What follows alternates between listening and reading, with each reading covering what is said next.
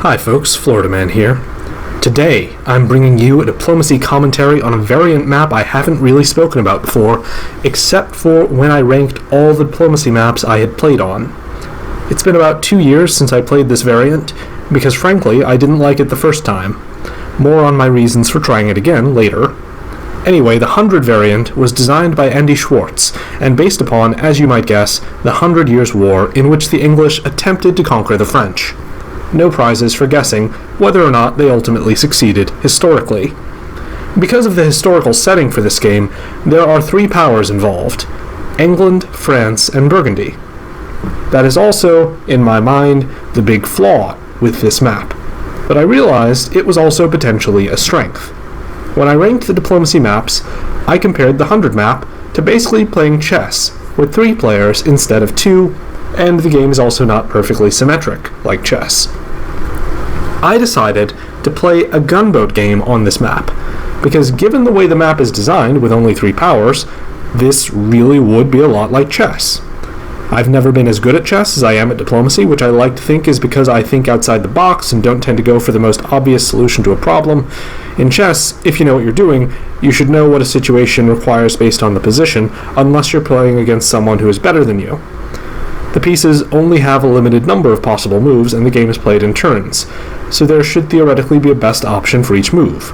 I tend to think of myself as more creative. I am sure chess players who also play diplomacy will be in the comments below explaining why what I'm saying is wrong. And that's okay, I know I'm not a chess expert. Anyway, cutting my rambling short now, I've decided to play on this map again in gunboat format, because it's basically treating the diplomacy format as a chess match, and I thought that would be interesting.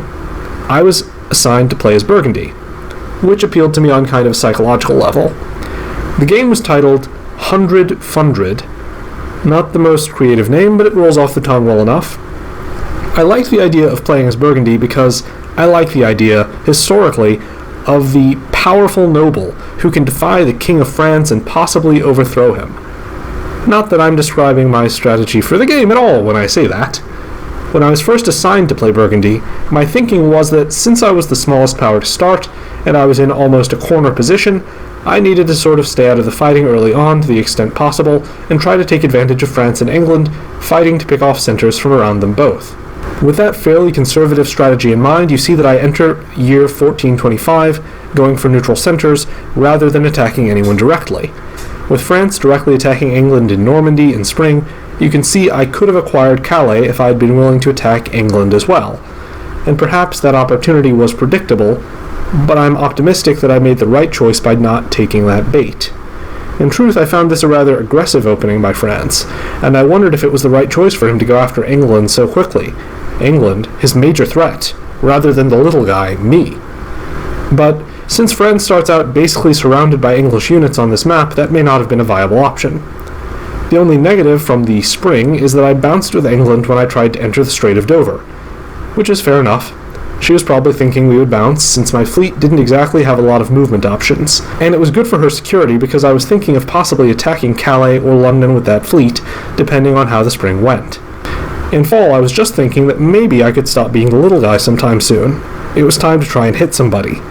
I decided to go for Calais after all, since it was pretty unlikely that England could do anything to hit me back anytime soon.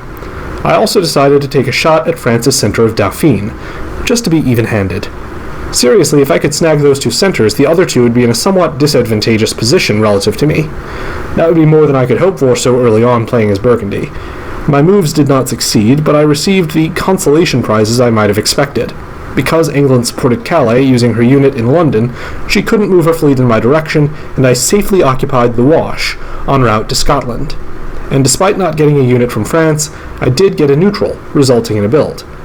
I thought there might also be an implicit alliance between myself and England forming, because with the English forces relatively scattered and difficult to defend and maintain, let alone expand, France had made himself the big, obvious threat for both of us. Even though France actually only gained a single center, the same as me, the result was in my favor to some degree, since France had to attack England to get what he achieved. I was also hopeful that my move to the Wash rather than Strait of Dover signaled a lack of interest in attacking London. In the builds, I tried to underscore my vibe of friendship toward England by building an army rather than another fleet. In spring 1430, continuing this theme, I ordered everything I had in the direction of France.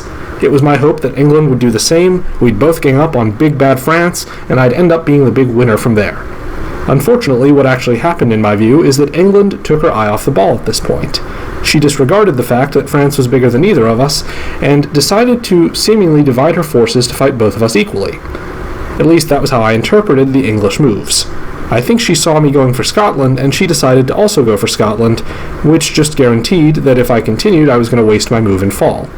More importantly, by sending that unit of hers towards Scotland right now, she was missing her chance to continue fighting France, and dividing her forces further than they already were, and making herself an easier target to France. And fitting with that, we see her lose Brittany this season, and it's going to be nearly impossible to take it back. That is what I don't like about Gunboat. Although Brother Board will say that you communicate with your moves in Gunboat Diplomacy, I had always found, up to this point, that it's very difficult to actually understand and be understood by other people with just that. I also have a strong suspicion that the other players in this game aren't even pursuing a theory of mind that would result in something like that. At least England does not seem to be at this point, although we would see what she did in fall. At this point, although I was annoyed and thought about bouncing England, I decided to just let her have Scotland, as a proof that I was friendly and didn't want to bounce her just for the sake of possibly, maybe, getting that center. So in fall 1430, you can see I indeed moved away from Scotland and shifted my other units along the border with France to better attack France in the coming year. It was my hope that all of what I was doing would send a message to England's brain that she should see me as a friend. If this didn't work, then I figured nothing would. If the collaboration against France that I was trying to induce did not happen, the game would definitely end badly for both me and England. Only France got a build this year, because England made the moves I have already belabored, so France threw up another army. Spring 1435 was the most frustrating season I'd had so far. I had been moving away from England and attacking France and hoping England would join me. This season was the first season I actually took a French home center, the center of Dauphine, and if I used all the units around that center, I should be able to hold it. However, what frustrated me was the English moves. I initially thought that England was trying to attack me rather than France here because I saw that she moved from Scotland into the North Sea, which is to say she moved in my direction. However, when I checked the orders, I saw that she did still attack France, and in addition she also ordered support for a move of Dijon to Paris, which is an undeniably anti-French and pro-Burgundy move. It's just unfortunate that we could not coordinate directly, and England appears to be pretty bad at predicting what France and I will do and figuring out good tactics to deal with those events so far. The fact that London and North Sea units were basically out of the fight up until this point is a good illustration of what I mean. Hopefully things can get more efficient in the near future. Otherwise, it remains France's game to lose. In fall 1435, I kept the center I had taken from France and pulled my fleet out of the sea to be able to defend Flanders and Holland, and also let England move her fleet through Strait of Dover if she continued moving south as predicted. In the builds, I decided to put up another army because a fleet would only be useful against England for me here, and I was quite determined for the moment to continue the strategy of working with England to the best of my ability until England actually tried to attack me again. England built a new fleet, which I suppose made sense given that she was pretty much reduced to the English island right now. Hopefully she would know where it made sense to send those fleets. In spring 1440, I ordered to continue maneuvering to advance my units relative to France, not going for centers that season, but for position. By fall 1440, I had started to think that France was now doing actually a little too poorly for my liking.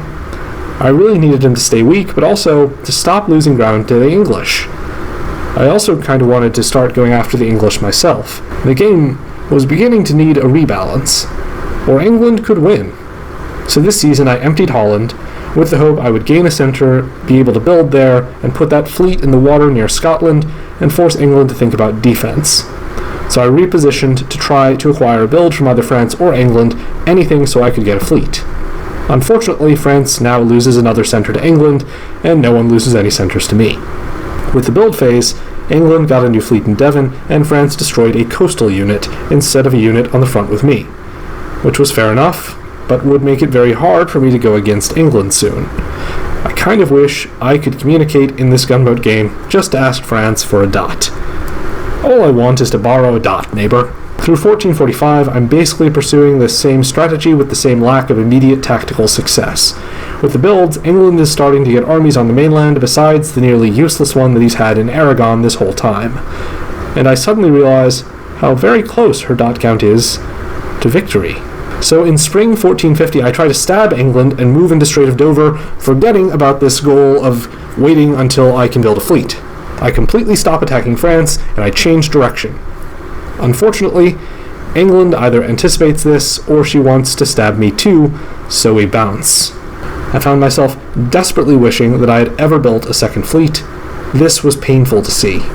In fall, I shifted units to try and better reach a different sea space, and adequately defend the centres that England was in position to potentially attack.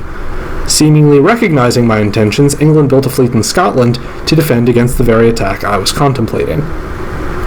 In spring 1455, I was trying to find a way to help France defend himself against the now overwhelming English invasion. Unfortunately, France and I did not have the developed body language sort of communication or quasi-trust that England and I had shared until our parting of ways, and so we were just getting in each other's way, and by fall, it was all over. France failed to support himself to hold in Paris because he probably anticipated that I might support him to hold myself, and we each tried to support the other into Calais, which we also both tried to do in spring. The result is that France lost Paris to England completely unnecessarily, ending the game with an English solo. There are so many lessons here that I found the game quite rewarding, despite being short and a clear defeat. One lesson is that when you're playing gunboat, you have to learn to read the movement patterns of your ally to get an understanding of their character. Not just to see whether they're on your side or not, but to see what kind of a player they are. If the French player has shown himself to be very inflexible through the game thus far, you should not assume he'll change his movement style near the end when you're suddenly trying to work with him. France wasn't going to move Paris to Calais. He was going to keep on entering support for me to move to Calais. He kept on trying things generally, past the point of them working, or past it becoming clear that they were not going to work. I needed to adapt it to him, since he was not going to adapt to me. Also specific to gunboat, when someone who you've been working with becomes the board leader or gets close to doing so, you should consider immediately attacking them, because once someone has momentum in gunboat, it can be very difficult to stop them since there's effectively little or no communication in gunboat other than with moves. If the only person you've been coordinating with is this ally of yours, then they're also the only person you've been communicating with, which means that stopping the solo by allying with the other player is going to be a lot more difficult than the coordination you've been doing so far has been. So you need to start as soon as you can. I was very critical of the English player early on in the game, and that fact, that I underestimated her, blinded me to the fact that England grew very quickly into a major threat once she and I started working together more clearly. Another factor I should have paid more attention to before I did was the fact that England had virtually all the fleets on the map. Besides just being annoyed at France for not building fleets and attacking England and just focusing entirely on land and defending against me seemingly, I probably needed to get some myself sooner rather than later. By the time I wanted fleets, I didn't have builds. I'm not sure if there was a specific moment that would have been perfect to stab England, whether it should have been a season earlier or a year earlier than I actually tried. The unfortunate fact was that France chose to focus on defending almost entirely against me rather than England, or the game might have gone very differently. I should acknowledge that the English player handled the situation very skillfully once she and I got on the same page. I was also happy to see one of my subtitle translators, Perygl, was the English player once the game was over. It's kind of cool to run into someone you sort of know, so, Perygl, if you happen to be watching this, well done. Good to see you're doing well. Florida Man Diplomacy fans, I hope you enjoyed this game. It was Gunboat, which is a little different for me, a little outside my normal wheelhouse, but I don't think I've given that format a proper shot in the past, so I thought I might do more of those in the future. They're also a bit of a time saver. Let me know in the comments if you think this is a bad idea or something really interesting, or if you have other variants you want to see me play. As always, my thanks go out to my patrons and translators who are credited here. They help keep things rolling, and they get extra content and early access to YouTube content as a reward, which they seem to think is a fair enough trade-off. Till next time, Florida Man, out.